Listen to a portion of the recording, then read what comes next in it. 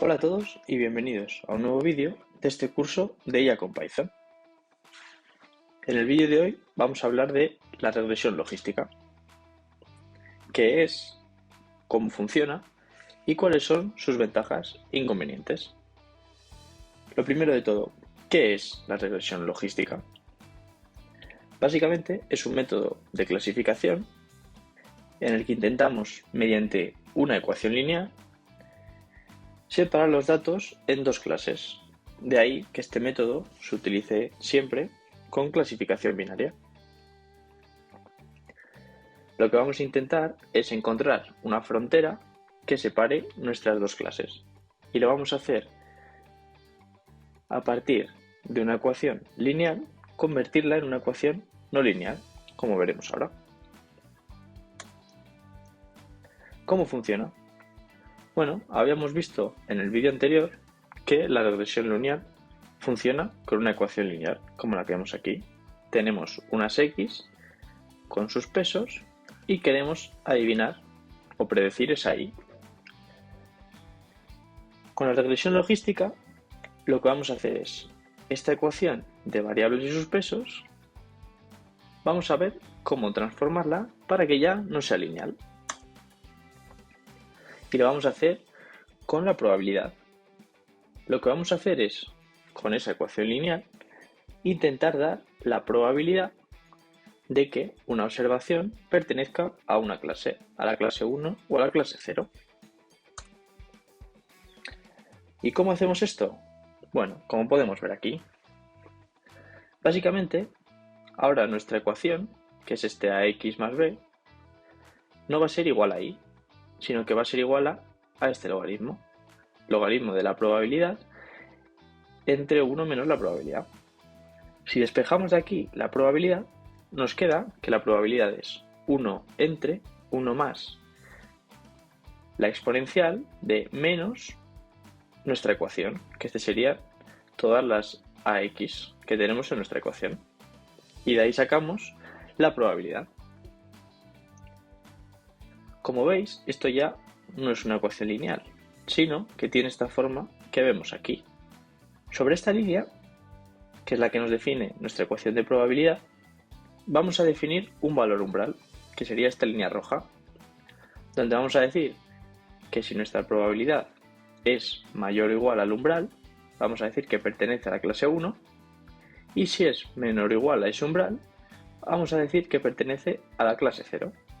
Este modelo, para entrenarse, lo que intenta es maximizar la función de verosimilitud, que si no sabéis lo que es, os invito a que si os interesa, intentéis echarle un ojo, aunque ya os digo, esto, la implementación en código lo hace directamente, simplemente es por saber cómo funciona. Pero ¿qué ventajas y qué inconvenientes tiene este modelo? Bueno, principalmente es que es un modelo de interpretación sencilla, ya que igual que pasaba con la regresión lineal, tenemos unos parámetros que son las b's con sus x, que eso sigue siendo lo mismo. Es bastante eficiente si los datos se pueden separar de forma lineal, como habíamos visto en la diapositiva anterior. Si nos vamos para atrás, vemos que, por ejemplo, estos datos se pueden separar de forma lineal muy fácilmente. Además, no tenemos que suponer el tipo de distribución que tienen nuestras variables.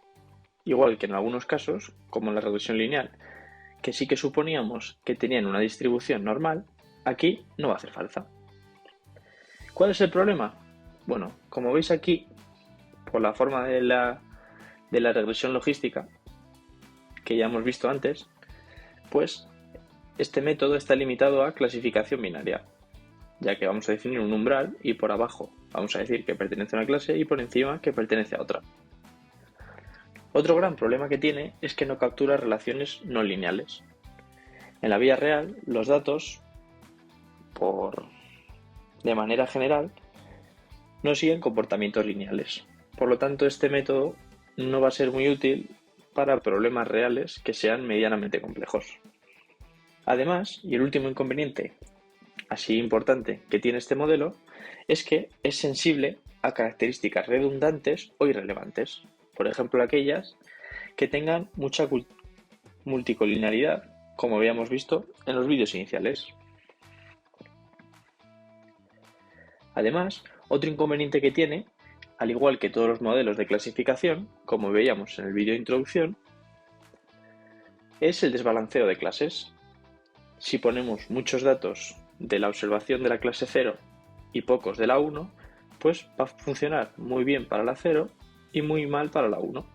Ahora que ya hemos entendido cómo funciona este modelo, vamos a ver cómo lo podemos implementar en el código. Vamos con ello. Ahora que ya hemos visto la teoría, vamos a ver lo más importante, que es cómo lo ponemos a funcionar. Como siempre, vamos a empezar importando las librerías necesarias, NumPy, Matplotlib, Pandas, y de la librería sklearn vamos a importar este dataset, que es el que vamos a utilizar, que es un dataset de predicción de cáncer de mama.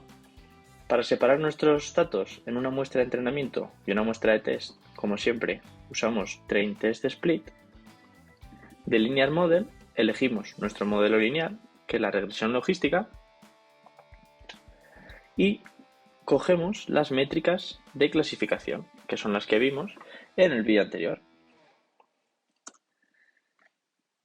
Ahora ya tenemos los paquetes, lo que hacemos es cargar el conjunto de datos de esta forma. Simplemente llamamos a este dataset de aquí como data, y en el atributo data tenemos nuestras variables predictoras, las X, y en target tenemos nuestra variable objetivo, la Y.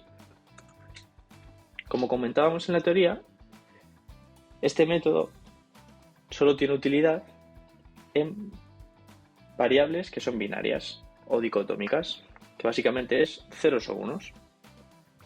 Si mostramos los datos de Y, vemos que efectivamente son solo ceros y unos. Para comprobar el desbalanceo, lo que podemos hacer, en este caso, como no es un data frame, simplemente hacemos de esta forma, contamos cuántas veces aparece cada uno, y vemos que aproximadamente hay las mismas observaciones para cada clase, así que no tenemos un desbalanceo considerable.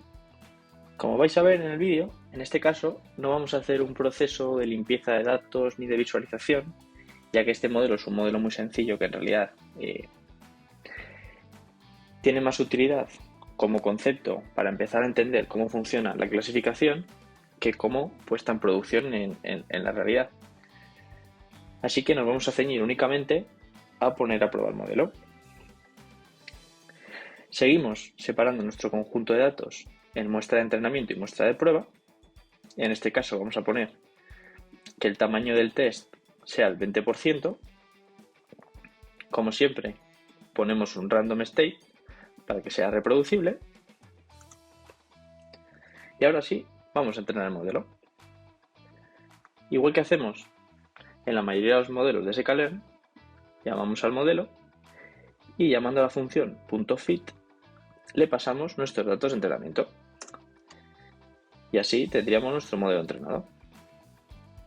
Como veis, se entrena súper rápido, tanto porque hay pocos datos como porque es un modelo muy eficiente, debido a lo simple que es.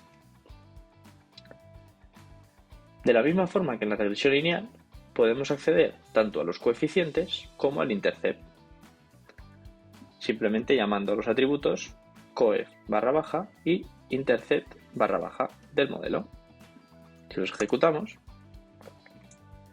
vemos que aquí nos lo muestra. Vemos que en este caso no lo habíamos mirado en la exploración, pero si nos damos cuenta, vemos que este modelo tiene 30 variables predictoras, 30 variables X y la variable Y. Y la variable Y no. Y luego la variable Y, que es una, claro.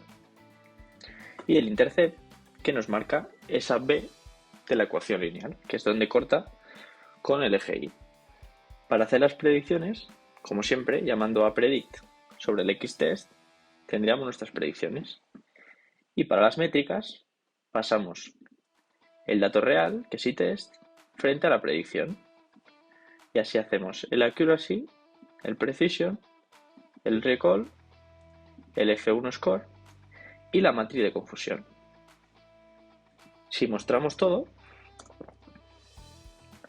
vemos que el modelo tiene un 94,7 de precisión el entrenamiento, y un 96,5 en test. Por lo tanto, vemos que no tenemos sobreajuste, ya que el modelo predice prácticamente con la misma precisión los datos de entrenamiento y de testeo. Vemos que tenemos una precisión de 95,9%, un recall de 98,6% y un F1 score de 97,2%.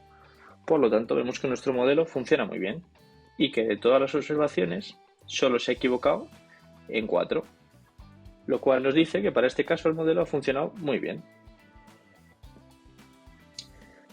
Como hemos visto, hemos usado el dataset sin entender los atributos ni en qué consiste el problema que vamos a resolver. Y eso está mal, ya os lo digo.